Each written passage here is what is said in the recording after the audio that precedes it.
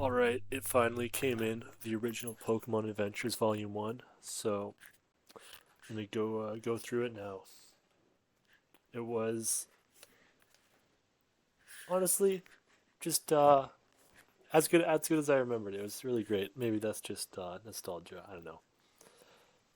So yeah, it starts with some kids trying to catch a starts with some kids trying to catch a Nidorino. They're just throwing Pokeballs at it and they bounce off, and then our main character Red comes in and sends out his Poliwhirl, and he says, "You got to weaken it first."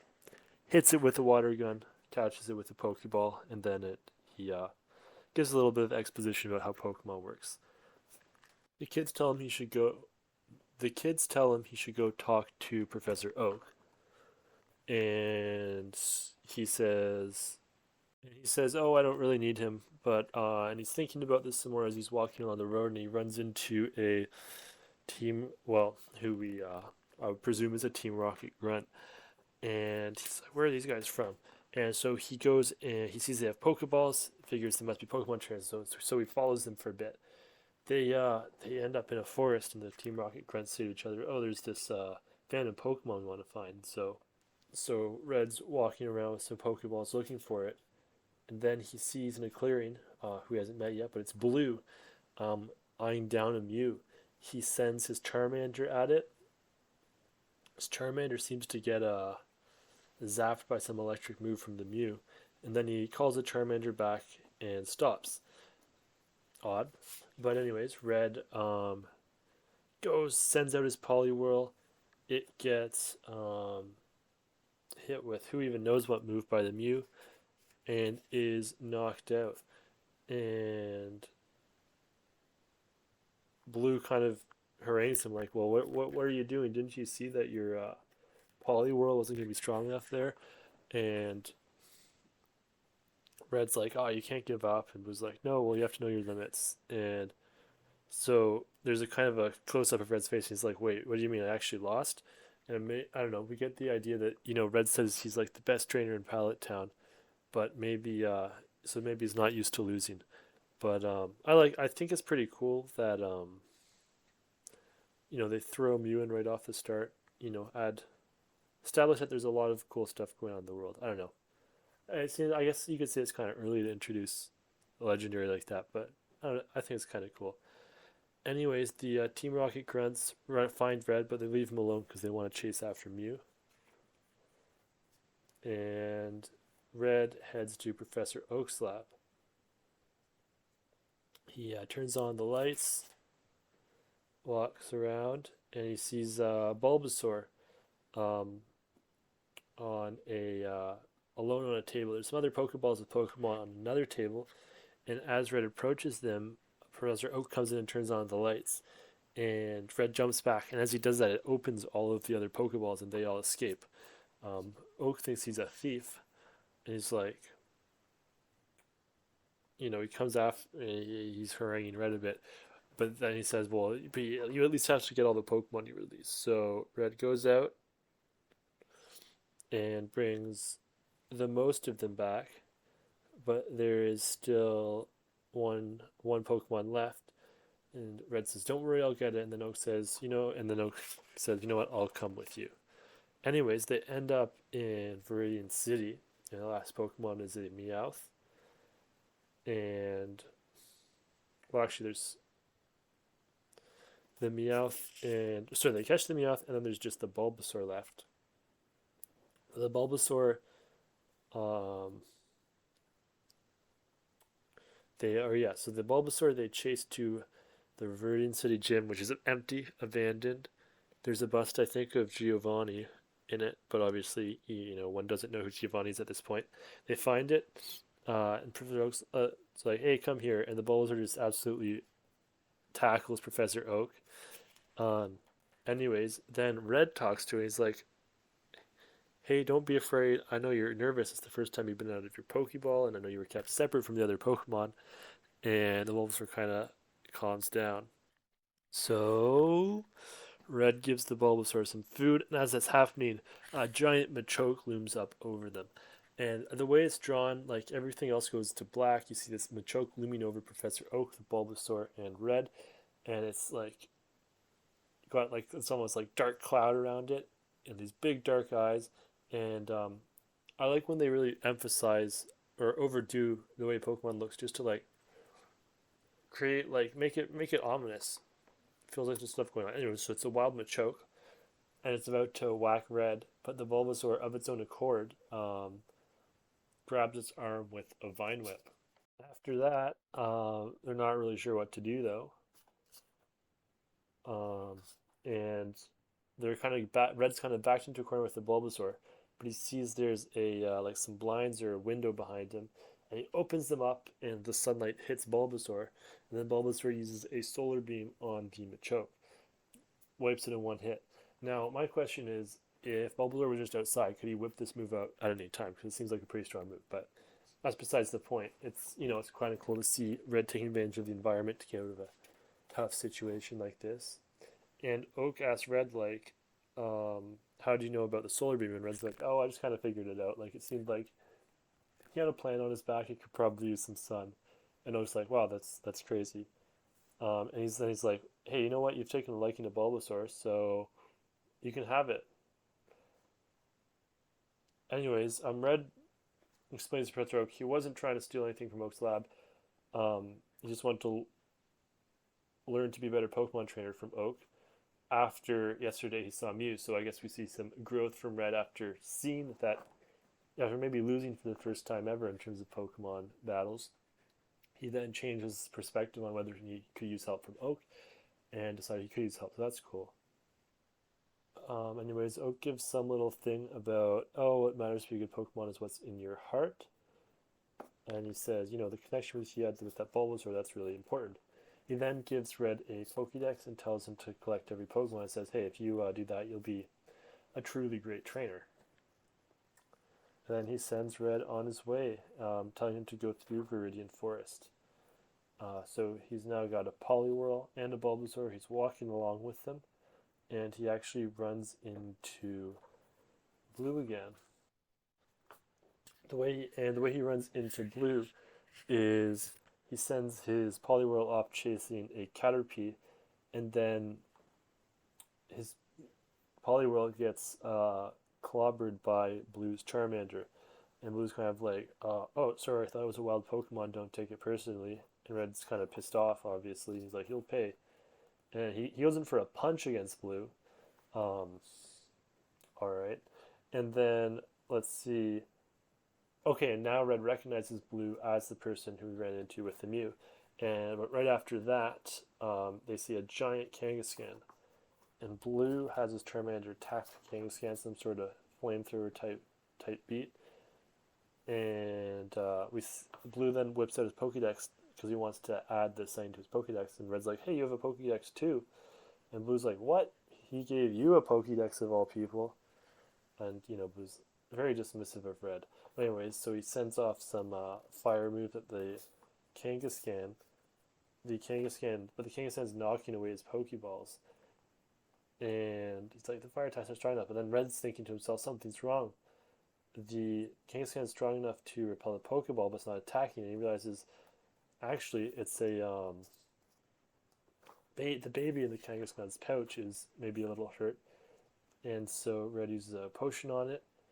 The Kangaskhan walks off, and Blue's kind of like, oh, come on, if you hadn't stepped in, I could have captured it. And Red's like, well, it's not really fair if your opponent's at disadvantage. Blue's like, hey, stop, you don't use catchphrases on me.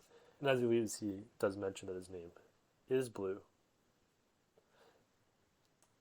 And in the last panel of this little story, we see Oak has kind of watched this interaction, and he says, wow, the path to becoming the greatest Pokemon trainer has gotten more competitive, referring to, now Red's providing some competition for Blue. Anyways, next chapter, chapter 4, Wanted Pikachu. So Red's in Pewter City, and he sees there's this mob going after Pikachu. Apparently it's been stealing food from some stalls or something. Finally, they corner it. Someone throws a net over it, but just electrocutes him. And Red's like, okay, I can't watch this anymore. I can't watch these buffoons anymore. So he sends out his Bulbasaur to fight it. and has the Bulbasaur hit the Pikachu with just some sleep powder and puts it to sleep, just lightly underhandedly tosses a Pokeball on it. Pikachu. One thing I like in like this early Pokemon adventures is they do a lot of see-through Pokeballs where you can kind of see the Pokemon in it. Pikachu's got this kind of dopey, vaguely annoyed expression on its face. And Red is invited to a feast. He's doing some eating. People ask him where he's from. He says he's from Pallet Town. He shows them the Pokedex. Um, and he looks inside the Pokeball, and the Pikachu's like kind of pissed off. Anyways, we cut to Red with the Pikachu in a field, and he's like, "Hey, let's try to be friends." But Pikachu just shocks him. Then Blue comes up behind him. He's like, "You'll never fill your Pokedex playing around like that." And they actually have a fight. Wait, do they have a fight? Let's see.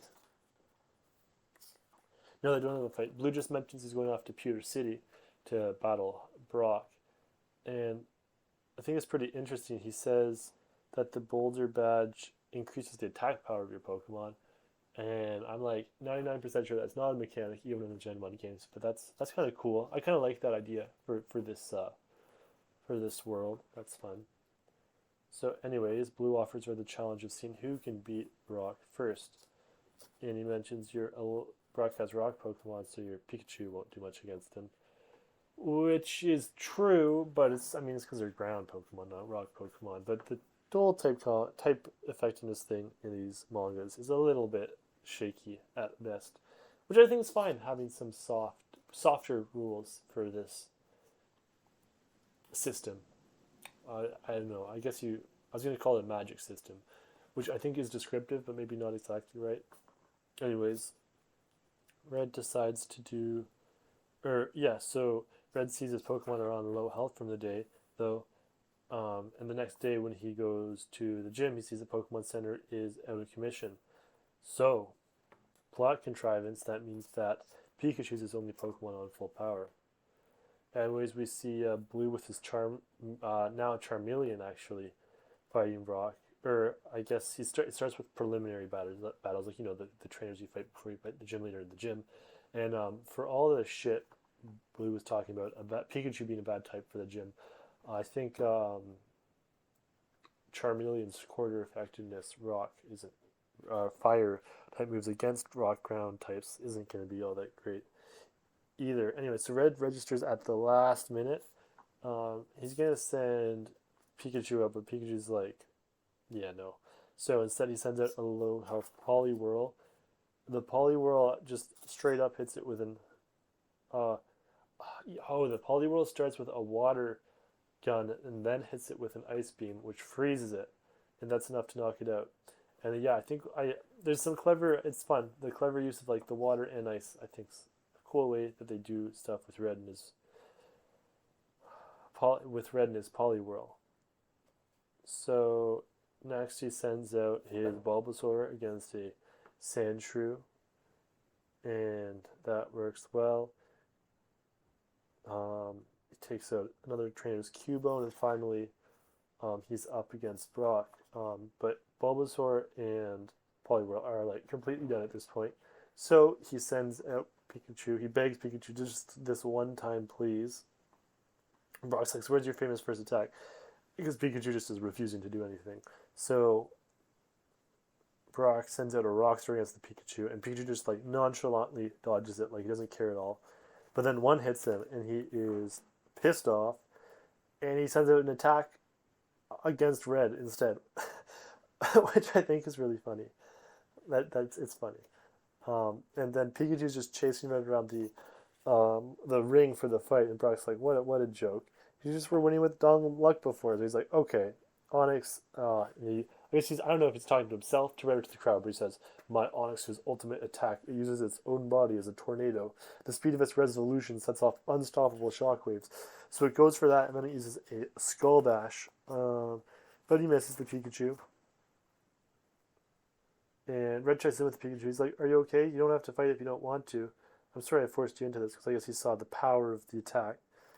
And then Brock comes in to try that Skull Bash one more time, and Pikachu sends out this crazy strong electric attack. And the Onyx in the picture, the Onyx like literally like the rocks of the Onyx fall apart. The same thing happened with the Graveler to some extent. Um, well, there's another example of being getting hit with an attack being, or a knockup being a little graphic here, and I think it's probably the to the most extreme degree in this first volume. But I like that. You add a little bit of edginess to the world.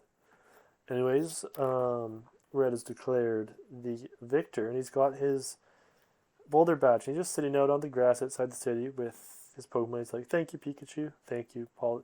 Or sorry, it's like, "Thank you, Pikachu. Anyways, you should meet Poliwhirl and Bulbasaur. They're good friends of mine." Red very much is friends with his Pokemon, or that's how he sees his relationship with them. And so he's like, "Pikachu, can we shake on it? We're cool now." And Pikachu smiles and then shocks him when they shake hands.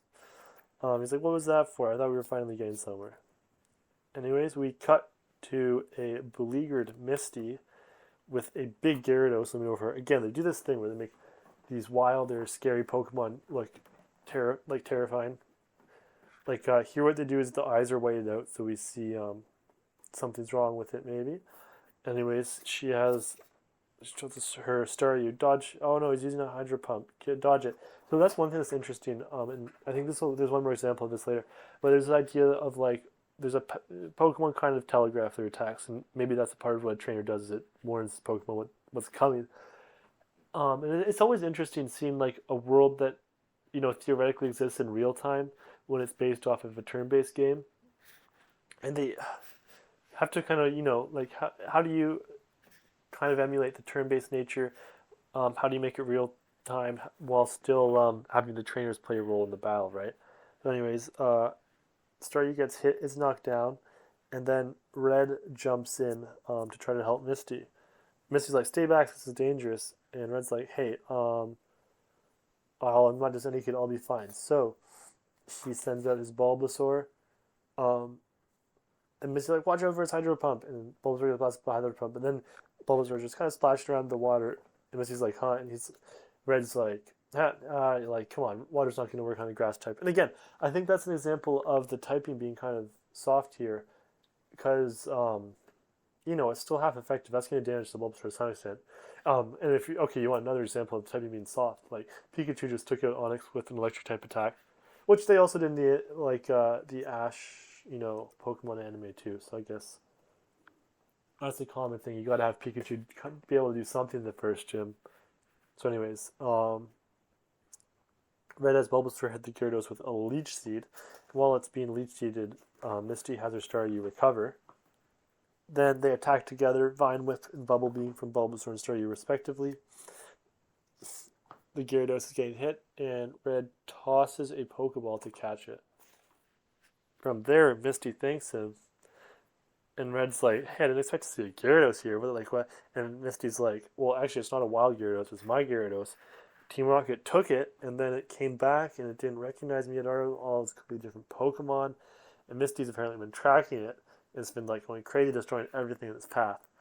I think this kind of idea was stolen in this one like Pokemon Diamond, Pearl, Platinum manga that's not Pokemon Adventures.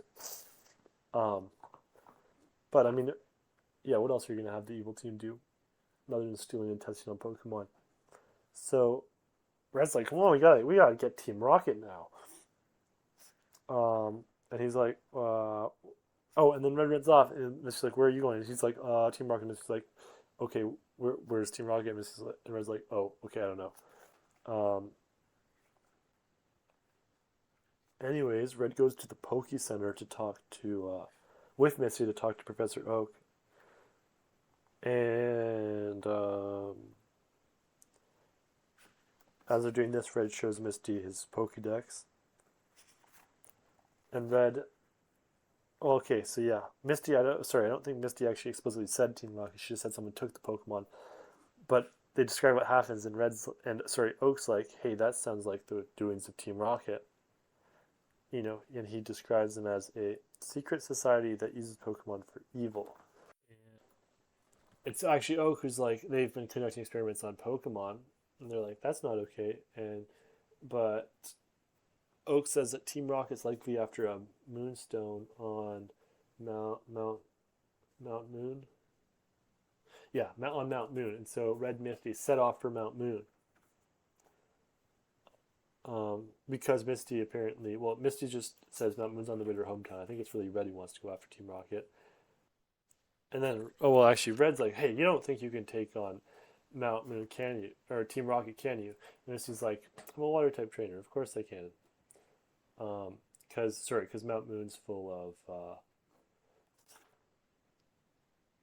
of rock and ground type Pokemon, and she finally introduces herself and says she's from Cerulean City. Still doesn't explain that she's a gym leader there. Anyways, they set off. Team Rocket is at Mount Moon looking for the Moonstone, and they see Team Rocket by the entrance, recognizing them by the uniform. So they then follow them into the caves. It's dark, but Red gets Pikachu to light up the way, and Red's walking, talking to Misty, chatting her up, and then he bumps into a rock. And he's like, "Oh, stupid rock!" But then it's actually a Rhydon and a Team Rocket grunt, and not just one, but there's the Rhydon, the Team Rocket train, who's his trainer, and like 20 Team Rocket grunts around him. He's like, "You're Team Rocket," and so Team Rocket guy hits him with a rock blast. Pikachu gets hit. Then Pikachu sends off an attack at the Rhydon. Looks like some kind of electric energy attack. I don't know if this is a mistranslation. Red says, Pikachu, you may look cute, but ooh, you sure are ornery. That I think that's got to be a mistranslation.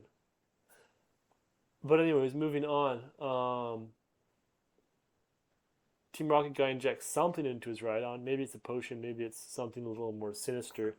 And oh yeah, it's just definitely more sinister because the Rhydon evolves into a Rhyhorn. So that's who knows what that was.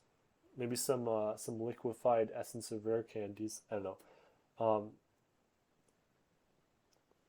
Anyways, Misty sends out her Staryu. She's pretty pissed off at them for how they messed with her Gyarados, and hits him with a water gun or hydro pump type attack. It's working well, but then the Rocket Grunt has the Rhyhorn pull out a horn attack, which just it is able to kind of divert the water in like almost a whirlpool fashion around it, and it runs in, and it actually the horn attack seems to hit, or perhaps it's just the water being redirected, but it hits Misty and throws her against a wall, and she's knocked out. That's one thing I noticed in especially the OG Pokemon Adventures is oftentimes it's just people getting hit by the Pokemon attacks, not the Pokemon themselves, which it's kind of like practically speaking realistic for the world. I always thought it's kind of weird how people could, in some of iterations of Pokemon, are just like immune to Pokemon attacks. Others they just kind of pretend they never get hit. But so Pikachu goes after the well, so it's a Rhyhorn. Oh, so Rhyhorn, Rhydon. I don't know. Well, it's evolved now. I think I flipped the names Rhyhorn and Rhydon, but it just steps on Pikachu. Where it's like Pikachu now. Pikachu flips out, flies off, um, and uses an electric attack on a stone wall. It collapses the cave in, putting a rocks between Red Misty and the Team Rocket Grunts. And then we see Koga actually, the poison type guy, gym leader. Not that we know that yet. Be like, gone. They're gone. Anyways, we see Red carrying Misty out of the cave. They're walking to the Pikachu, Poliwhirl, and Staryu. You can tell the Pokemon are exhausted. Misty wakes up and she's like, "Hey, I'm covered in dirt," and she's like punches Red. "Hey, you got me all dirty." And then but then so they're walking away from the cave, and Red's kind of making up a bit of a story about what happened. He's like, "I nailed Rhydon with nailed the Rhydon with Pikachu in one shot," and it's like, "Okay, Red, sure." Misty's not like that. I'm just saying, like, it's kind of funny. Red's making up all this stuff. Misty's like, "Hey, but we didn't get the Moonstone." Red's like, "Well, actually, after the cave collapsed," holds out his hand, and there's the Moonstone. They're like, Red's like, "Hey, now let's use it." I don't know what Red wants to use it for. Maybe Professor Oak said it could just grant power, because I don't think Red has anything to evolve with. Anyways, so they are through Mount Moon. They approach Cerulean City. Um, and Misty shows Red her house, and Red's like, "No way, this is your house." And there's like a full like wait staff of maids around. Um, Anyways, they're while the Pokemon are healing up, they have dinner, and Misty gets all dressed up. And Red's like, "Hey, you didn't tell me this is a costume party." Misty's like, "Oh, shut up." Anyway, so they're eating, and Red's telling the story to all the maids around. And he's kind of embellishing it again, making himself to be a good battler and the hero. And Misty's like, "We gotta talk about something. Your Pokemon are gonna be fully trained, fully healed soon. I think we need like a training regimen for them so that they're strong enough to fight Team Rocket. Like we've fought off some quote dopes at Mount Moon, but that can't be the best Team Rocket's got." And Red's like, "Hey, chill out. I know they might have scared you, but I can handle them." And Red's got this kind of funny, like self-assured confidence, a lot like Blue, I guess, but except I guess he's a little more friendly. But they both have that kind of cocky edge to them. Misty's like, "Hey, come on, do you want to get yourself hurt?" And Red's like, "Well, you wouldn't say that if you'd slept through my performance, because she was knocked out." And he's been saying like, "Hey, I fought off Team Rocket," and Misty's kind of annoyed, and Red's like, "Hey, don't take it personally," and Misty just storms off. Anyways, in the night, Red's on his knees, and Red's like on his stomach, in his bed, chatting with his Pokemon and their Pokeballs. When this big wind comes in, Bulbasaur pops out of his Pokeball, holds Red down with a vine whip so he doesn't get thrown off. And the room's a mess. But then Red turns on the light. He's like, "What? It's over." Yeah, all the wind subsides. He sees a Gyarados scale is all that's left behind. Gyarados. So at breakfast the next day, Red's like, "Is someone after me?" Like, I don't know. Anyways, the maids are like, "Hey, excuse us, Red." And Red's like, "Oh, I get it. You want to see me in action?" And they're like, "Oh, yes." And Red's like, "Oh, if you insist, I can give you a sample this very day. Surely in City you must have a gym leader, right? I'm going to challenge the gym leader and kick his butt." And they all laugh. And then Misty comes and is like, "Well, I'm the gym leader." Oh, no, she doesn't say it. She's like, "Oh, I'll take you to the gym leader." So we got a little dramatic irony going on. Red's like, "Hey, they're walking through, and Red's like, "Where's the gym now?" And Misty shows him in, and it's empty. And he's like, "Where's the stupid gym leader, anyways? Is the gym leader gone?"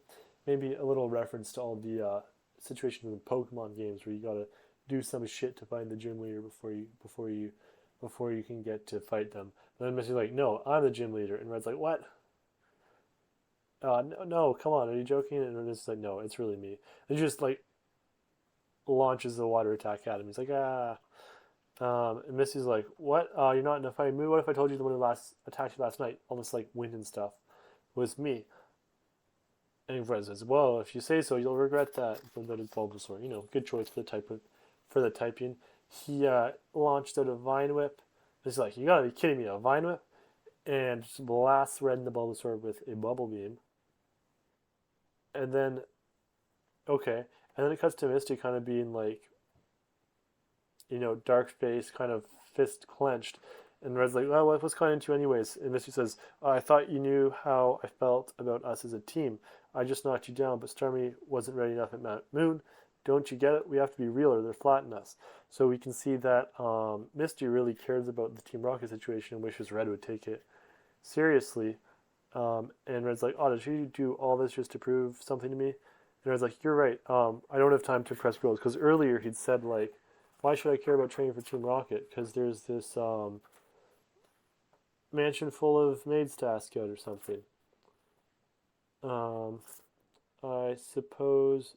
Yeah, when Red's talking to his Pokemon in his bed earlier before the windstorm hits, he's like, "There's. Did I say something wrong?" Because Mist just stormed off. Nah, anyways, who's got time for training? There's a whole mansion full of cute maids for me to ask out. And so now Red's like, "You know what? There's time." So he says, "I don't have time to impress girls, and you don't have time for tears. Let's go train." Mist is happy about that. So a few days later, I guess they've trained up because now they go on their separate ways. So Misty's like, "Well, we learn skills and attacks from each other. So we look forward to meeting him again." Anyways, we cut to Bill just outside of Cerulean City, and he's trying to fix his Pokemon transport machine. He crawls in, the door closes behind him, and then, there's a Rattata in the other chamber, and we'll see what happened to him. because Red runs into a Rattata with Bill's head on it, and Bill explains to him that what went wrong with the machine that he was trying to fix. And as he's talking, though, a Furo comes and picks him up, and it's like, oh no. So, anyways, Red runs after him. He tries a razor leaf, and Bill's like, what kind of lame attack is that? You got to use stop its wings, paralyze its wings, like electricity or ice. So, as Pikachu used a Thunder Wave, Poliwhirl used an Ice Beam, but it just hits Bill. Bill's like, come on, shoot at the Furo, not me. So, anyways, Pikachu calls in a thunderstorm. It flies up in the sky. Calls in a storm clouds form, and a massive bolt of electricity hits the Furo. Bill is released. The Furo falls to the ground, and that's well, yeah, it's just fallen. Bill lands on a cliff up nearby, and he's like, "Hey, watch out for the Furo's drill peck," because the Furo fell down, but then it got up. But the Furo fully punctures Poliwhirl with its beak, like right through the stomach, bullseye. But then we see a kind of a fade out of the Poliwhirl, and the Furo's beak is frozen shut. So I don't know if that was like a double team type of thing, but yeah, or a haze or something. But yeah, the Furo's frozen shut. But yeah, that's another example of it being something kind of graphic. You know, I don't remember from like the say the Sword and Shield manga or whatever that was still by Kisaka. Anyways, the whole Furo freezes up, and that's that. That was a good plan on Red's part. Anyways, Red brings Bill back to the cottage, somehow returns Bill back to normal using the semi-working Pokemon transporter, and Bill's like, hey, there's a couple bugs to work out, but I can send Pokemon off to people anyways. In fact, leave your Pokemon here with me, and he takes the Furo, and he's like, I can send it off to you wherever you are. So that's kind of the end of that adventure, and Red goes off walking to the sea, and he sees the SSN. And I noticed actually there's always the next setting, like one page before they have like the page with the chapter and the title of the chapter. And I guess if this was published like one quote unquote adventure at a time and not in volumes, then it would make sense to kind of, tease the next one to keep the audience engaged. Anyways, Red sneaks on, he's like, hey, yeah, I don't know why he wants to sneak on, but he runs around. And then he's walking through a room, and he actually by a room with like a porthole door, and he sees a Pokemon inside. But the sailors on it find him at that moment, and they throw him off the ship onto shore. So he's like, oh, huh. Anyways, as you see on the ground, the president of the Pokemon fan club comes up to him, and is like, hey, you're a Pokemon trainer. Let's have a look at those Pokemon. He's like, oh, that's awesome. You can be a part of the Pokemon fan club. And so he brings him to Vermilion City, to the Pokemon fan club. The Pokemon fan club venue, I guess you could say. And anyways, they're all talking about Pokemon, and he hands him his newsletter. And there's the I don't know. I feel like distant memory. I'd heard about this panel before, because I guess I hadn't noticed it as a kid. But there's a so it's some Japanese characters, and then We Heart Pokemon, a case of Pokelove, and then the headline is, that's the last bath I'll take with my Tentacool. And Red's like, a bath with a ... But then it just cuts away. And the president's like, hey, everyone, can I have your attention? I want to introduce our newest member, Red. And Red's like, hey, these Pokemon are used to people, aren't they? Pikachu's not liking being pet, though. And Red's like, how long? And they're like, how long have you had this Poliwhirl? And Red's like, since I was a kid, and Poliwhirl was just a Poliwag. And they're like, wow, it's well behaved. And Red's like, they've bailed me out of funny battles. And they're like, what battles? You battle your Pokemon? Huh? But then at that moment, someone runs in and says, someone stole my Executor, and they gasp. And the president's like, oh, someone stole my Abra-2 last month, when Red asks what's wrong. And Red's like, oh, there's nothing we can do. But Red's like, come on, a Pokegame's after. Let's do something about this. And they're like, these abductions happen about the same time every month. And Red's like, I wonder where they would have how they could transport these full-size Pokemon. And Red's like, wait a second, probably the SSN. Like, he puts the pieces together because he saw that Pokemon on the ship. And he's like, bingo, and he's time to go for a cruise. And the president says, "If you must go, I have one request. Leave behind your Pikachu for me to cuddle." So, okay. So Red's off with Poliwhirl and Bulbasaur. Man, I love how they draw Bulbasaur and Poliwhirl here and Pikachu. I don't know. I guess Mado is the artist, but I don't know. So, it's not quite cartoon accurate. So, anyways, they are on the waterfront, and Red says, "Okay, this time we go in from the back." Okay. So they swim around. Somehow Poliwhirl gets up, and then Bulbasaur launches, kind of helps launch him up with a Vine Whip. And actually, I think he has Bulbasaur stay behind there. He tells him to wait there for him. And then Red goes into the room where he saw what he thought was a Pokemon before, and he sees a Pokeball, picks it up, but it's a Voltorb, and he gets absolutely shocked. He's like, "What kind of Pokemon was that?" And then Bulbas, Poliwhirl just gets knocked down, and Red's like, "Hey, Poliwhirl, what's wrong?" Lieutenant Surge is like, "Ha ha ha! I'd say it's in shock. Water conducts electricity well, so I guess we're following typing rules here." And so now Red is surrounded by Lieutenant Surge, some sailors, and a bunch of electric type Pokemon. And like Poliwhirl is steaming from the electric shock. Like again, X is on his eyes, steaming. Like they don't quite show the damage as much in other formats or mediums. So, anyways, Lieutenant Surge is like, "What are you doing on my ship?" And Red's like, "Well, you're stealing Pokemon." Lieutenant Surge is like, "Well, you think we're the bad guys? Haha. Um, we're freeing the Pokemon from those poor pampered. We're freeing those poor pampered, coddled, under-evolved, over-domesticated Pokemon because the Pokemon Club fan club doesn't evolve the Pokemon because they want, they're less cute that way." And so Lieutenant Surge is like, "Well, yeah, you're fucked now." And I think the Pokemon Red saw was an Electabuzz that's in change. And the hunter is like, "I couldn't even get this one into a Pokeball, but it makes a good guard dog," and tells it to attack. And as he does that, he actually drops the chains from it, and it clobbers Red. And Red's like, "Oh, geez, what am I gonna do now?" Because Poliwhirl's out too. Um, Red's standing in front of his Poliwhirl. He's not sure what to do. We see Poliwhirl has his finger on the ground though, and there's a stream of water going towards the Lieutenant Surge and the Electabuzz. And then Red says, "Poliwhirl now," and turns to ice, and the feet of the Electabuzz and Lieutenant Surge are frozen to the ground. I guess the sailors who were around just like left. I don't know, and like, yeah. So, anyways, well, I guess Red throws down like a smoke bomb or something and runs off, and then he's hiding the ship. So fair enough. And so walking around, Red sees a Magnezone or a Magnemite. It's like, "Hey, that's weird. I don't want to get seen." But then we see that Lieutenant Surge is is watching Red on his camera. Red goes up a ladder, and Red's like, "This better not be a trap." And I think that's a bit of dramatic irony when a Magneton, yeah, Magneton, the three of them, just hits some sort of supersonic move, just like knocks out Poliwhirl, and then Lieutenant Surge grabs the knocked out Poliwhirl and is like, just holds him up by the limp body up by his hand, and tosses the Poliwhirl overboard. Um, and he's like, so Red's trapped in like some sort of force field by some Magnemites, and they carry him out over the ocean, and um, then Lieutenant Surge has the Electabuzz him with a Thunderbolt while he's in the cage. The cage breaks. He's shocked. He follows in, or yeah, he's shocked while he's in the cage, and then they carry him out over the ocean, just drop him in the ocean.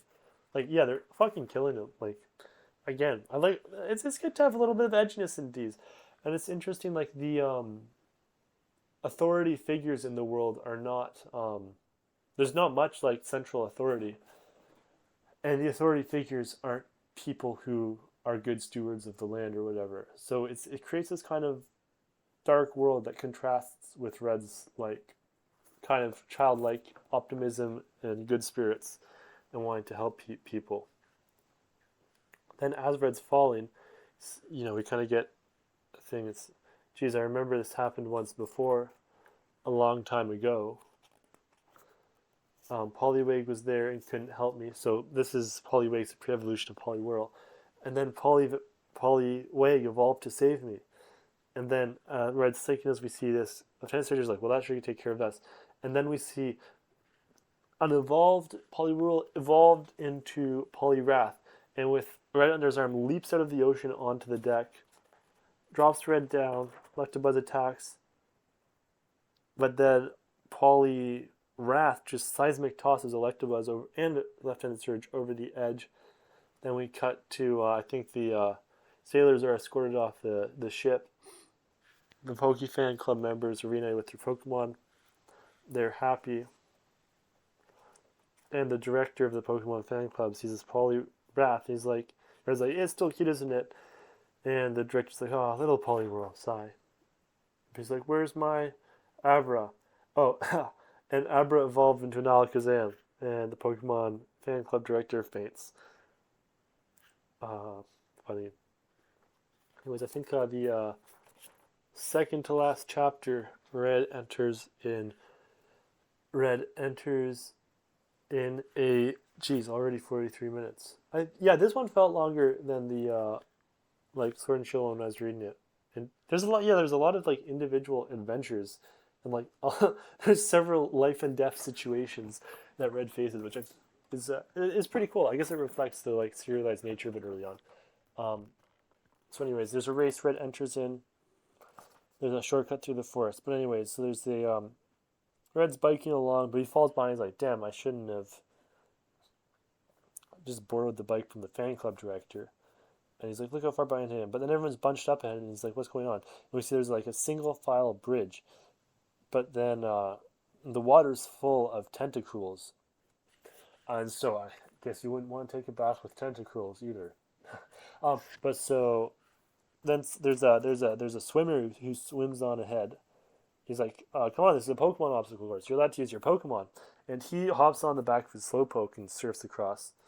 And then, so Red stays on his bike and actually has Poliwrath Ice Beam across so they get a little roadway across. And I wonder why you don't just have people follow him. But maybe the ice sinks or something after. But anyways, Red's like, hey, I've gained a lot of ground. And then he comes to a forest. Everyone else turns a different route to kind of take the long way around the forest, but he goes straight to the forest. And there's a bug catcher who's like, hey, I don't know, you wouldn't want to come in here. It's infected with bug Pokemon. I've got some bug spray, so I'll be fine, but you don't want it. But Red just bolts through the forest. He's got Pikachu zapping Venonats and Butterfrees and Venomoths around him. Bulbasaur's clearing a path with the Razor Leaf. But they go through a Beedrill hive. And so they're getting chased by, Bulbasaur's got, like, you see the hive and the honey on his head, and they're chased by Bulbasaur's, and then we see them on the other side of the forest, Red all stung, and so every shortcut has a big price, but they're now far ahead of a lot of the other people. It's the last leg, and then we cut to an announcer with a TV screen. He's like, hey, there's just Red and two other people, but Red catches up to them when they are stopped by a big Snorlax on a boardwalk blocking their way. Now, one of these people is a swimmer who told Red to use the Pokemon ahead, and I don't get why he doesn't just literally surf around, because it's like a boardwalk on water, so they could just he's literally the swimmer. He's got the Slowpoke, but and the other guy's the bug catcher. But anyways, that wouldn't be great for the plot. So they're kind of stuck.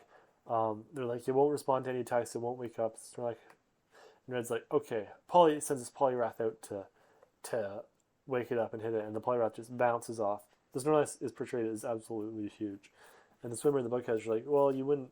Come on, we've already tried that. What are you thinking? And I was like, well, I think the only way we can make it up is with food. It's just like, hey, Snorlax, how about a snack? And just presents his Bulbasaur covered in honey to him. And Bulbasaur, from the Beedrill hive. And Bulbasaur's like, I don't know. And Snorlax kind of wakes up with this absolutely devious look on its face. And the announcer, we cut to the finish line. The announcer's like, I can see the leaders approaching. I can't make the money. And he's like, wait, that's not a bike. That's a Snorlax. And we see the giant Snorlax chasing just in front of him, Red and Bulbasaur and Pikachu on the bike. They cross the finish line first. Red wins 10,000 prize money. He was like, and then he cuts away. He's like, and took every cent to fill up that stupid Snorlax. And there's these absolute bowls of food, and the Snorlax is just gorging. I don't know why I didn't keep the Snorlax though. I don't know. Seems like a pretty good Pokemon. Anyways, we have Psy for Psyduck, our final chapter. Red is up in Lavender Town. It is pouring. He says, excuse me to people. People are just giving him the cold shoulder. And he's like, damn, is this Lavender Town or leave him their town? I don't get the plan. But he finally runs into an old man at a graveyard paying his respects to his beloved Doduo. And the man is like, hey, it's Brandon. You want to come home with me? Pours him some tea. And he's like, this town is said to be the gathering place for souls of Pokemon. For the longest time, people had their Pokemon in the Pokemon Tower, or let the Pokemon rest in the Pokemon Tower. But now there's these ghosts, so no one does it. And honestly, the ghosts, like, they're messing with everyone. That's why everyone was all weird to you. Everyone distrusts strangers and everything. So, serious problem in Lavender Town. But Red's like, huh, ghosts? Silly, silly. There's no such thing as ghosts. And the guy's like, whatever. And he actually shows Red a picture of his Doduo. And then he shows him a picture, the old man shows a picture of himself with the Doduo in blue, and the guy's like, "Oh yeah, Blue came through a couple weeks ago, and he was like, haha, ghost," and he went off to the Pokemon Tower, and well, he hasn't come back since. So then Red's like, "Okay, I got to go up to the Pokemon Tower, as well." And Red's kind of like, "Hey, if Blue got put out of action, maybe there is something going on in the Pokemon Tower, because like, what else could get him like that?" So he goes in to find it. It he said he says he gets startled by some water gym. He's like, man, this place didn't look so huge from the outside. And I don't know. I feel like that's maybe a reference to the game where the tower on the outside is like 4 tiles tall, and then on the inside is like a whole dungeon. So, anyways, a Pokemon comes up out of nowhere, and there's a bunch of Pokemon around him, and then Red basically gets like jump scared in his face by this skeleton of a Psyduck. Um, and yeah, it's like pretty scarily drawn, like hollow eye sockets and shit. Um, Red has his Bulbasaur Razor Leaf in it, but it just kind of flies through them and does nothing. Um, but then so he gets Bulbasaur to like Vine Whip the Psyduck, and it just falls apart. And Red's like, wait, it's just an empty shell.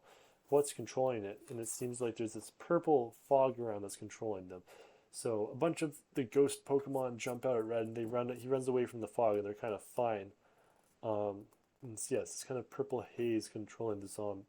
Okay, so they're not ghosts. We're calling them zombies, and I guess they do have like more of a physical presence. And then Red finally through the mist sees some fire, and he's like, "Oh, that's Blue with his Charmeleon." Or Blue, are you okay? But Blue is not okay. His and his Charmeleon's eyes are white slits. So we see he's being controlled by the fog, and what we see is, but so there, his Bulbasaur's find the Charmeleon, but then Red sees this Ghastly and sees all the purple haze around. It's like, oh, it's this Ghastly with psychic abilities. So that's what we gotta take down. So Bulbasaur sends a Razor Leaf at it. It doesn't do anything. It just flies through it. Ghost type Pokemon with a bunch of gas. But then he has his Bulbasaur like suck up the Ghastly through its from his bulb, like somebody sucks stuff in with it. I don't know. Um, anyways, yeah, then Bulbasaur gives a little burp and tells Blue to snap out of him. Blue's like, well, thanks for saving me, but I'm gonna head off now. And Blue's like, hey, and Red chases him down, and Blue's like, because Blue's like, hey, I'm gonna catch that buffoon. And Red's like, what buffoon? And then, um, Red steps a on something that like jumps up, and we see that that's actually some Pokemon venom. Um, and was like, pay attention or whatever. And then we see finally Koga there, who Red recognizes from Mount Moon. Says, "I am one of Team Rocket's elite triad."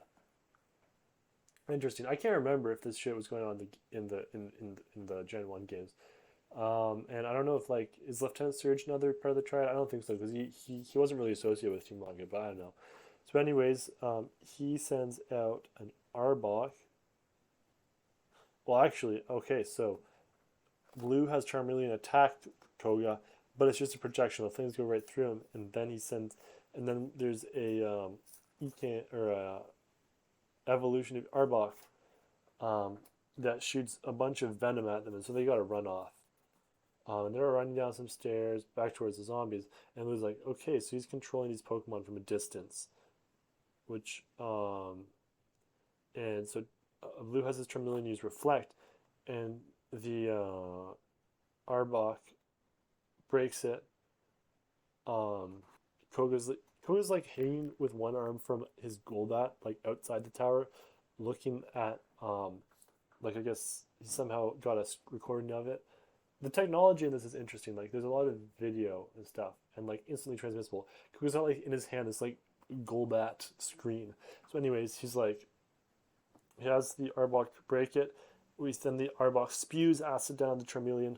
Koga, we cut to Koga's Golbat screen, and we see a Pokemon just, the Pokemon getting absolutely melted by it, like dissolved by acid. But then we cut back to, the actual in person going on the tower, and we see Charmeleon slash the Arbok in half. Like we can see, like we get a full cross section of this, like a slab of meat type of thing.